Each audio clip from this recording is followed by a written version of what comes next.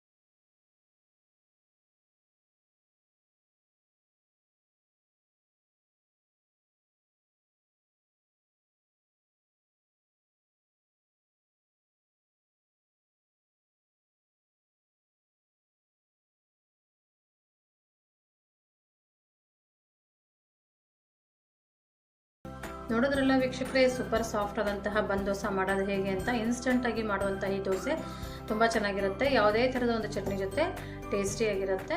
ಈಗ next recipe ನೋಡ್ಕೊಳ್ಳೋಣ. ಈಗ ನೆಕ್ಸ್ಟ್ ರೆಸಿಪಿ ನಾನು ಇಲ್ಲಿ ತಿಳಿ ದೋಸೆ ಮಾಡ್ತಾ ಇದ್ದೀನಿ. ಈ ತಿಳಿ ದೋಸೆ ಮಾಡೋದಕ್ಕೆ ಅಕ್ಕಿಯನ್ನು ನಾನು 1 ಗಂಟೆಗಳ ಕಾಲ ಮೊದಲೇ ನೆನೆಸಿಟ್ಕೊಂಡಿದ್ದೀನಿ. ಅಕಸ್ಮಾತ್ತಾಗಿ ನಿಮ್ಗೇನಾದರೂ ಹಿಂದಿನ ದಿನ ಅಕ್ಕಿನ ನೆನೆಸಿ ರುಬ್ಬೋಕ್ಕೆ ಟೈಮ್ ಇರಲಿಲ್ಲ, ನೆನಪಿರಲಿಲ್ಲ ಅಂದರೆ ನೀವು 1 ಗಂಟೆಗಳ ಮುಂಚೆನೇ ಸ್ವಲ್ಪ ಬಿಸಿನೀರಿನಲ್ಲಿ ಅಕ್ಕಿ ಮತ್ತು 1 ಕಪ್ ಅಕ್ಕಿ 2 ಚಮಚದಷ್ಟು ಉದ್ದಿನ ಬೇಳೆನ ಬಿಸಿನೀರಿನಲ್ಲಿ ನೆನೆಸಿಟ್ರೆ ಬೇಗ ನೆನೆಯುತ್ತೆ. 2 ಸಾರಿ ತೊಳೆದಿಟ್ಟಿದ್ದೆ. ಇದನ್ನ ಕ್ಲೀನಾಗಿ ನೀರನ್ನ ಬಸ್ಬಿಟ್ಟು ಒಂದು ಜಾರಿಗೆ ನಾನು ಹಾಕೊಳ್ತಾ ಇದ್ದೀನಿ.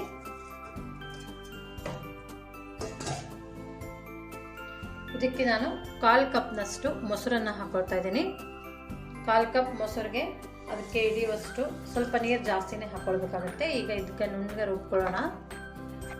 ಈ ನುಣ್ಣಗೆ ರುಬ್ಕೊಂಡಿರೋ ಹಿಟ್ಟನ್ನು ಒಂದು ಪಾತ್ರೆಗೆ ಹಾಕೊಳ್ತಾ ಇದ್ದೀನಿ.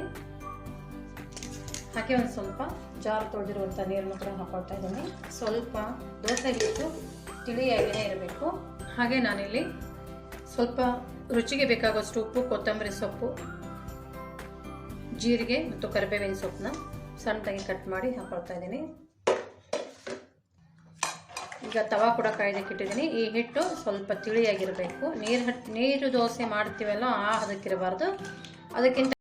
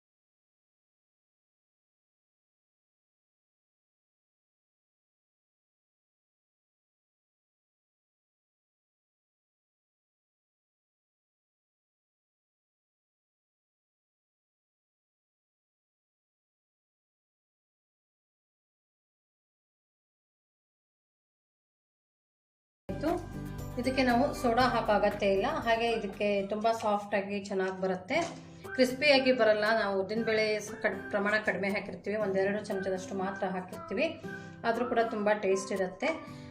ಒಂದ್ಸಲ ಟ್ರೈ ಮಾಡಿ. ಈಗ ನೆಕ್ಸ್ಟ್ ರೆಸಿಪಿನ ನೋಡ್ಕೊಳ್ಳೋಣ. ಇಲ್ಲಿ ನಾನು ದಿಢೀರಾಗಿ ಮಾಡುವಂತಹ ಪಡ್ ರೆಸಿಪಿ ಹೇಳ್ಕೊಡ್ತಾ ಇದ್ದೀನಿ. ಈ ಅಕ್ಕಿಯನ್ನು ನಾನು 1 ಗಂಟೆಗಳ ಕಾಲ ಬಿಸಿನೀರಿನಲ್ಲಿ ನೆನೆಸಿಟ್ಟಿದ್ದೆ. ಇದು 1 ಕಪ್ನಷ್ಟು ತೊಗೊಂಡಿದ್ದೀನಿ. ಹಾಗೆ ಇಲ್ಲಿ ನಾನು ಸಬ್ಬಕ್ಕಿಯನ್ನು ಅದು ಕೂಡ 1 ಗಂಟೆಗಳ ಕಾಲ ಮೊದಲೇ ನೆನೆಸಿಟ್ಟಿದ್ದೆ. ಅದು ಕೂಡ 1/4 ಕಪ್ನಷ್ಟು ತೊಗೊಂಡಿದ್ದೀನಿ. ಅದು ಚೆನ್ನಾಗಿ ಉಬ್ಕೊಂಡು ಇಷ್ಟ ಆಗಿದೆ. ಈಗ ಇವೆರಡನ್ನೂ ಒಂದು ಮಿಕ್ಸಿ ಜಾರ್ಗೆ ಹಾಕಿ ರುಬ್ಕೊಳ್ಬೇಕಾಗತ್ತೆ. ಒಂದು ಜಾರ್ಗೆ ನಾನು ಮೊದಲು ಅಕ್ಕಿಯನ್ನು ಹಾಕೊಳ್ತಾ ಇದ್ದೀನಿ. ಆನಂತರ ಸಬ್ಬಕ್ಕಿನ ನೆನೆಸಿಟ್ಕೊಂಡಿರೋ ಸಬ್ಬಕ್ಕಿನ ಕೂಡ ನೀರನ್ನೆಲ್ಲ ಬಸ್ಬಿಟ್ಟು ಹಾಕೊಳ್ತಾ ಇದ್ದೀನಿ. 1 ಕಪ್ ಅಕ್ಕಿ ಹಾಕಿದರೆ 1/4 ಕಪ್ನಷ್ಟು ನಾವು ಮೊಸರನ್ನು ಹಾಕೊಳ್ಬೇಕಾಗತ್ತೆ. ಮೊಸರು ಹುಳಿ ಇಲ್ಲದೆ ಇರೋದನ್ನು ತಗೊಳ್ಳಿ. 1/4 ಕಪ್ನಷ್ಟು ನೀರು ಹಾಕ್ತೀನಿ, ಆಮೇಲೆ ನೋಡ್ಕೊಂಡ್ಬಿಟ್ಟು ನೀರನ್ನ ಹಾಕ್ಕೊಳ್ತೀನಿ. ಈಗ ಇದನ್ನ ನುಣ್ಣಗೆ ರುಬ್ಕೊಳ್ಳೋಣ. ಈಗ ಇದನ್ನ ನುಣ್ಣಗೆ ರುಬ್ಕೊಂಡಿರೋದನ್ನ ಒಂದು ಪಾತ್ರೆಗೆ ತೆಗಿತಾ ಇದ್ದೀನಿ. ಈ ಹಿಟ್ಟನ್ನು ನಾನು ಒಂದು ಪಾತ್ರೆಗೆ ಹಾಕಿದ್ದೀನಿ. ಒಂದು ಅರ್ಧ ಚಮಚದಷ್ಟು ಜೀರಿಗೆ, 1 ಹಸಿಮೆಣಸಿನ್ಕಾಯಿ, 1 ಈರುಳ್ಳಿ,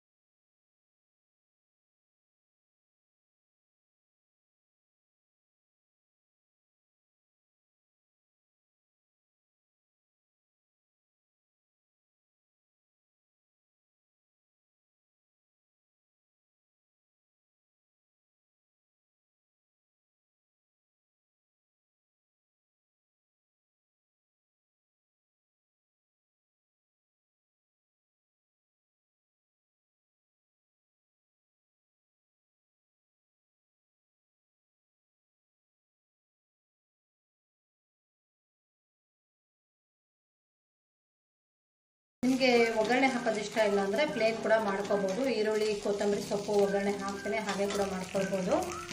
ಈ ಸಬ್ಬಕ್ಕಿ ಹಾಕಿರೋದ್ರಿಂದ ತುಂಬ ಟೇಸ್ಟ್ ಬರುತ್ತೆ ಮತ್ತು ಕಲರ್ ಚೆನ್ನಾಗಿ ಬರುತ್ತೆ. ಸ್ವಲ್ಪ ಮೊಸರು ಹಾಕಿರೋದ್ರಿಂದ ತುಂಬ ಸಾಫ್ಟಾಗಿ ಬಂದಿರುತ್ತೆ ಒಳಗಡೆ.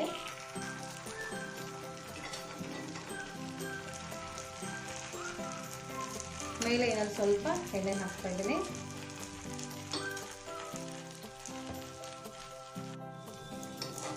ಎರಡು ಸೈಡು ಚೆನ್ನಾಗಿ ಬೇಯಿಸ್ಕೊಂಡ್ಮೇಲೆ ಇದನ್ನ ಒಂದು ಪ್ಲೇಟ್ಗೆ ತೆಗೆದುಬಿಡೋಣ. ನೋಡಿದ್ರಲ್ಲ ಇನ್ಸ್ಟೆಂಟ್ ಪಡ್ಡು ಮಾಡೋದು ಹೇಗೆ ಅಂತ.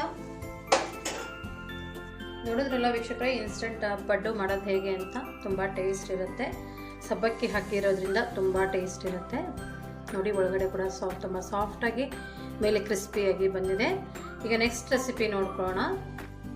ಈರುಳ್ಳಿ ದೋಸೆ ಮಾಡ್ಕೊಳ್ಳೋದಕ್ಕೆ ನಾನಿಲ್ಲಿ 1 ಕಪ್ನಷ್ಟು ರವೆನ ತೊಗೊಂಡಿದ್ದೀನಿ. ಅದಕ್ಕೆ ಅರ್ಧ ಕಪ್ನಷ್ಟು ಮೊಸರನ್ನು ಹಾಕಿ ಚೆನ್ನಾಗಿ ಕಲಿಸ್ಕೊಳ್ಬೇಕು. ಒಂದು ಸರಿಯಾಗಿ ಮಿಕ್ಸ್ ಮಾಡ್ಕೊಂಡ್ಮೇಲೆ ಮೊದಲು 1/4 ಕಪ್ನಷ್ಟು ನಾನು ನೀರನ್ನು ಹಾಕಿ ಕಲಿಸ್ಕೊಳ್ತೀನಿ. ಆಮೇಲೆ ನೋಡಿ ಇದಕ್ಕೆ ಮತ್ತೆ ಬೇಕಂದರೆ ಹಾಕ್ಕೊಳ್ಬೇಕಾಗತ್ತೆ. ಮೊದಲು ಚೆನ್ನಾಗಿ ಕಲಿಸ್ಕೊಳ್ಳಿ. ನಾನಿಲ್ಲಿ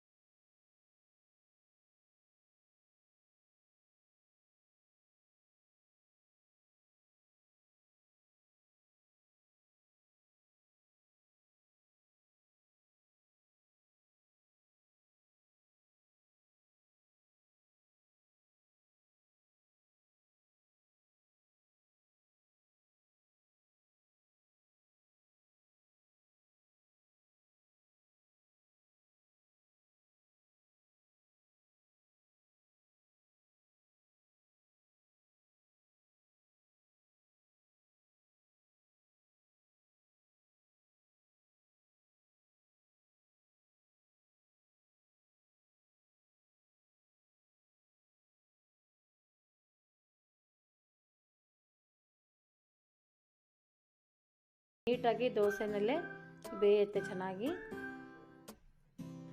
ಈಗ ಒಂದು ಲಿಡ್ನ ಕ್ಲೋಸ್ ಮಾಡಿ ಇದು ಸ್ವಲ್ಪ ಬೇಯಿಸ್ಕೊಳ್ಳೋಣ. ಆನಂತರ ಇದನ್ನ ತಿರುವಿ ಹಾಕಿ ಎರಡೂ ಕಡೆನೂ ಬೇಯಿಸ್ಕೊಳ್ಬೇಕಾಗತ್ತೆ. ಮೇಲೆ ಇನ್ನೊಂದು ಸ್ವಲ್ಪ ನೀವು ಎಣ್ಣೆ ಆಗಲಿ ಅಥವಾ ತುಪ್ಪ ಬೆಣ್ಣೆ ಯಾವುದಾದ್ರೂ ಹಾಕ್ಬೋದು. ಇಲ್ಲಿ ನೋಡಿ ನಾನು ರವೆನ ಮಾತ್ರ ಬಳಸಿ ಮಾಡ್ತಾಯಿದ್ದೀನಿ. ತುಂಬ ಚೆನ್ನಾಗಿ ಹೇಳ್ತಾ ಇದೆ ಮತ್ತು ಕಲರ್ ಕೂಡ ನೋಡಿ ಎಷ್ಟು ಚೆನ್ನಾಗಿ ಬಂದಿದೆ. ಕಲರು ನೋಡಿ, ಕಲರು ಪರ್ಫೆಕ್ಟ್ ಆಗಿದೆ. ತುಂಬ ಈಸಿಯಾಗಿ ಮಾಡ್ಕೊಳ್ಬೋದು. ನಿಮಗೆ ಟೈಮ್ ಇದ್ದರೆ ಒಂದು 10 ನಿಮಿಷದವರೆಗೂ ಹಿಟ್ಟು ನೆನೆಯೋದಕ್ಕೆ ಬಿಡಿ. ಇಲ್ಲಾಂದರೆ ಅರ್ಜೆಂಟ್ ಇದ್ದರೆ ನೀವು ಹಿಟ್ಟು ಕಲಸಿದ ತಕ್ಷಣವೇ ಮಾಡ್ಕೊಳ್ಬೋದು. ತುಂಬ ಈಸಿಯಾಗಿ ಮಾಡ್ಕೋಬೋದು ಇದು ರವೆ ದೋಸೆ, ಈರುಳ್ಳಿ ದೋಸೆನ. ಮೇಲೆ ಇನ್ನೊಂದು ಸ್ವಲ್ಪ ಎಣ್ಣೆ ಹಾಕಿ ಎರಡೂ ಕಡೆ ಚೆನ್ನಾಗಿ ಬೇಯಿಸ್ಕೊಂಡು ಚಟ್ನಿ, ಯಾವುದೇ ಒಂದು ಥರದ ಚಟ್ನಿ ಜೊತೆ ಇದನ್ನ ಸರ್ವ್ ಮಾಡ್ಬೋದು. ನೋಡಿ ನಾನಿಲ್ಲಿ ಒಂದು ಪ್ಲೇಟ್ಗೆ ಸರ್ವ್ ಮಾಡ್ಕೊಳ್ತಾ ಇದ್ದೀನಿ. ನೋಡಿದ್ರಲ್ಲ ಈಸಿಯಾಗಿ ನಾವು ಈರುಳ್ಳಿ ದೋಸೆನ ಹೇಗೆ ಮಾಡ್ಕೊಳ್ಬೋದು ಅಂತ.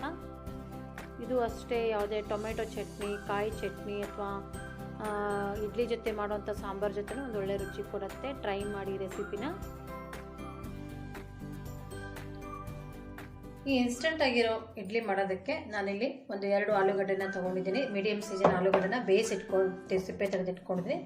ಇದನ್ನ ಒಂದು ಜಾರ್ಗೆ ಹಾಕ್ತಾಯಿದ್ದೀನಿ. ಇದಕ್ಕೆ ನಾನು ಒಂದು 1/4 ಕಪ್ನಷ್ಟು ಮೊಸರನ್ನು ಹಾಕ್ಕೊಳ್ತಾ ಇದ್ದೀನಿ. ಇದನ್ನ ನುಣ್ಣಗೆ ರುಬ್ಕೊಳ್ಳೋಣ. ಈಗ ನೋಡಿ ನಾನು ನುಣ್ಣಗೆ ಇದನ್ನ ರುಬ್ಕೊಂಡಿದ್ದೀನಿ. ಆಲೂಗಡ್ಡೆ ಮತ್ತು ಮೊಸರನ್ನು ಹಾಕಿ ಇದನ್ನ ಒಂದು ಪಾತ್ರೆಗೆ ತೆಗಿತಾ ಇದ್ದೀನಿ. ಇದಕ್ಕೆ ನಾನಿಲ್ಲಿ 1 ಕಪ್ನಷ್ಟು ರವೆನ ಹಾಕ್ಕೊಳ್ತಾ ಇದ್ದೀನಿ. ನಾನೇನು ಇದನ್ನ ಹುರಿದಿಲ್ಲ, ಹಾಗೇನೆ ಹಾಕ್ಕೊಳ್ತಾ ಇದ್ದೀನಿ. ಇದನ್ನ ಚೆನ್ನಾಗಿ ಮಿಕ್ಸ್ ಮಾಡ್ಕೊಂಡ್ಬಿಡೋಣ. ಮೊದಲು ಇದನ್ನ ಮಿಕ್ಸ್ ಮಾಡ್ಕೊಳ್ಬೇಕು. ಆ ನಂತರ ನೋಡಿಕೊಂಡು ಇದಕ್ಕೆ ನೀರು ಹಾಕ್ಕೊಳ್ಬೇಕಾಗತ್ತೆ. ಇದಕ್ಕೆ ನಾನು ಒಂದು ಸ್ವಲ್ಪ ಸಣ್ಣದಾಗಿ ಕಟ್ ಮಾಡಿ ಇಟ್ಕೊಂಡಿರೋ ಹಸಿಮೆಣಸಿನ್ಕಾಯಿ, ಕೊತ್ತಂಬರಿ ಸೊಪ್ಪು ಮತ್ತು ಶುಂಠಿನ ತುರಿದ್ಬಿಟ್ಟು ಹಾಕ್ಕೊಳ್ತಾ ಇದ್ದೀನಿ. ರುಚಿಗೆ ಬೇಕಾಗುವಷ್ಟು ಉಪ್ಪು ಹಾಕ್ಕೊಳ್ಳೋಣ. ಇನೋ ಸಾಲ್ಟ್ ಹಾಕ್ತಾ ಇದ್ದೀನಿ 1 ಚಮಚದಷ್ಟು.